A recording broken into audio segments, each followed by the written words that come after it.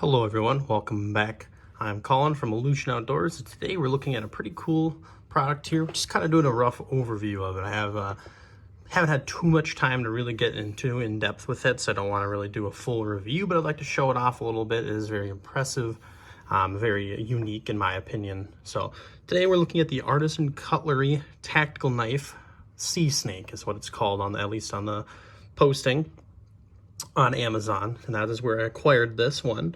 So as you can see here, right off the bat, we do have a sheath, little bit of a wobble there, so not overly a huge deal, but I can definitely see for some folks that it might be a little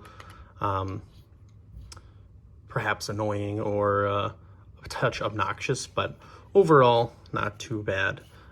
Does have a little lanyard here with that, so that's kind of a nice little touch there.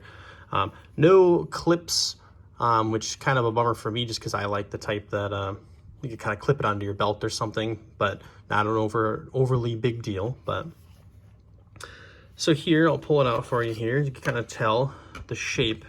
It's kind of like, it's more of a unique with the bend, the curvature here in the front.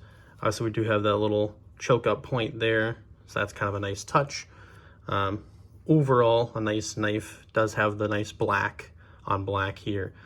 On Amazon, when I did go to check this, to make this video, I was only able to find a silver blade with the black handle. That's the only variant I found. Now, obviously, I own this one, so I'm sure maybe they're just out of stock there.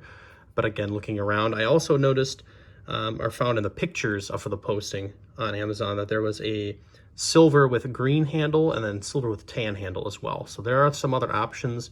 I didn't find them. I tried to look for them so I could put them in the links in the description box, but I wasn't able to find those. So the one I will put down below is the silver blade with the black handles. It is a full tang knife. You can see there. Nice grip.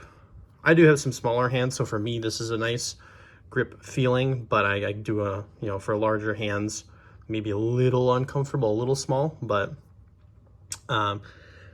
overall length of the blade is 3.15 inches. So we'll go ahead, get our tape measure here. We'll verify this. So we'll put it at the 4 here, right about there. I would probably argue that it's about that I'd say close to 3.5 to right about here. So I'd say it's probably pretty close to that.